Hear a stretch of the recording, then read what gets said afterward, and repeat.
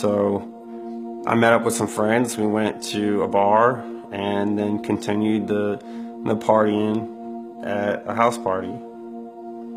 And we partied, we drank, we used cocaine, and made a night of it. When I left that morning, I was heading home, and I ended up making a right and taking 29 North.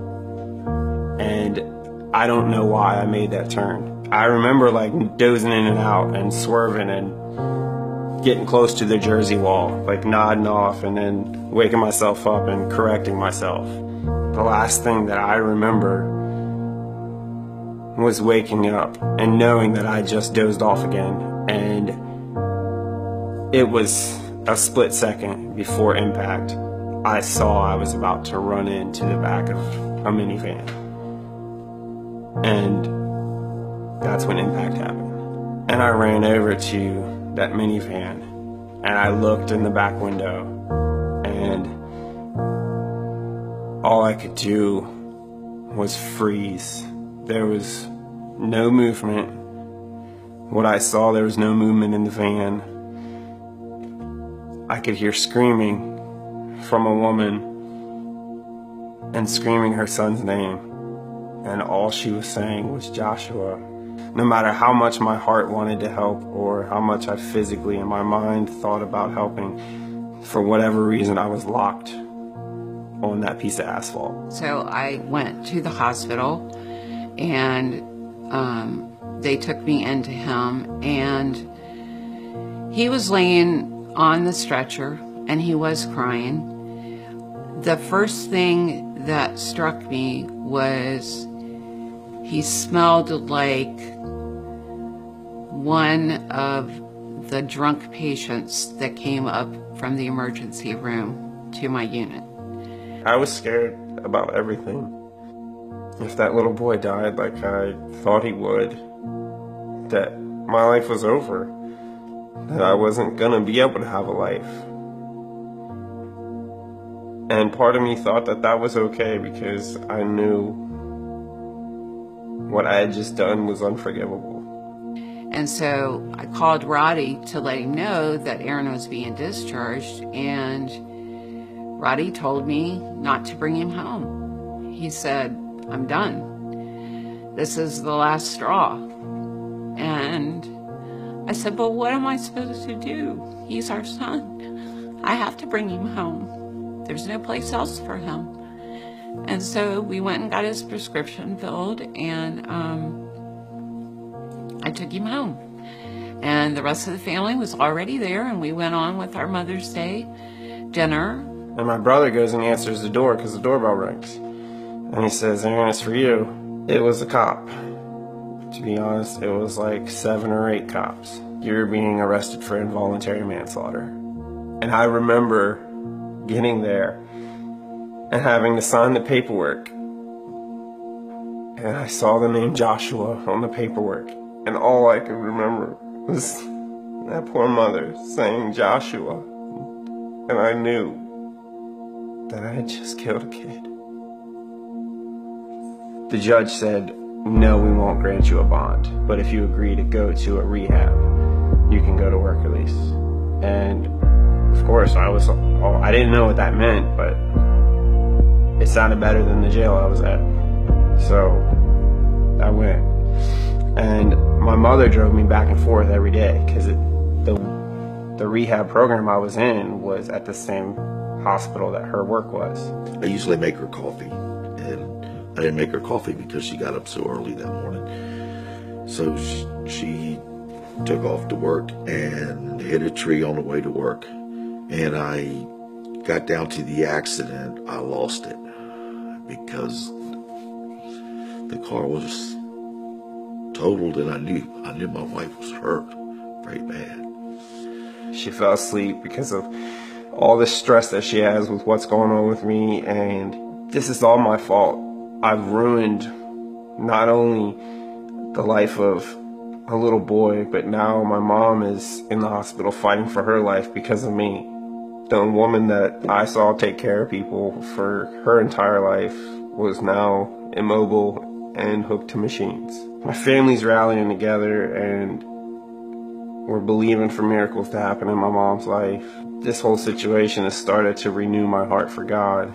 And even though I feel the guilt of the world on my shoulders, it still doesn't mean that he can't help my mom. And my family is praying, and I meet Pastor David Baird, because my mom had just started going to the Life Church. He went in and prayed for my mom, and he told me he was praying for me too.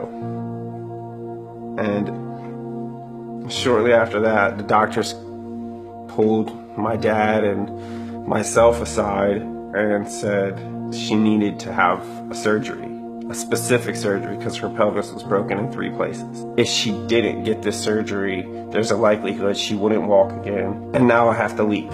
I have to go back to jail. The officers called me back into the office and said, Martin, you need to come in here. And I just remember thinking, oh my God, they're about to tell me my mom is dead. And they came in and said, you have a phone call. And I got on the phone, and it was my girlfriend at the time, and she said, they just went and took one more set of x-rays from your mom, and her pelvis is put back together. I gave up on thanking God that the God we serve is personal and that he cared about me. But after that happened, I knew that he heard our prayers. I knew that he healed my mom. When Aaron was sentenced, we were hoping for the best, but we got the worst.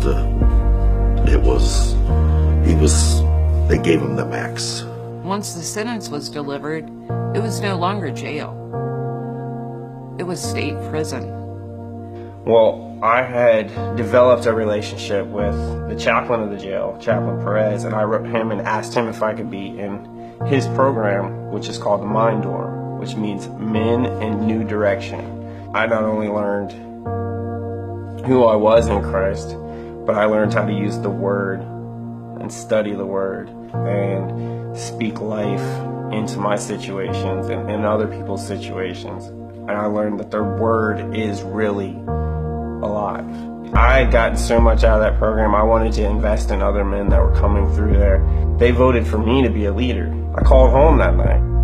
She tells me that she met Holly, and they go to our church, and they have forgiven you, and they have a relationship with us now. And Joshua's father told Holly that he had forgiven you and that you were going to be okay. I prayed for 6 years and some change for some forgiveness and prayed for these people. And they go to the same church as my family, and they forgave me, and they love my family like it's their own. I come home, and home now is to my parents, and they want me to go to church. And I'm like, yeah, of course. I'm all for going to church, especially the church that supported me. And my dad walks up with this big stupid smile on his face and says, I got somebody I want you to meet. And I knew who it was before he said it. He said, this is Holly. She just looked at me for a second. I looked at her, and I reached my hand out to shake her hand, and she was like, no, we're family. We don't shake hands. And she gave me a big hug. I just remember thinking, who in the heck is this woman? There's no way that she just hugged me. That's our normal now. We call each other family because of the miracle that was done in both our lives. I have a new life now where it's centered with Christ, and he's given me so much, and Nicole and Emma are the living proof of what grace is. Because most people would think that, Aaron, you don't deserve a house, you don't deserve a marriage, a good life, you don't deserve those things. You really don't. And you know what I'd say to them? You are so right. I don't deserve those things. And that's what's so amazing about our God, because I don't deserve it. He loved me enough to allow me to experience those joys in my life, that now I have a life worth talking about.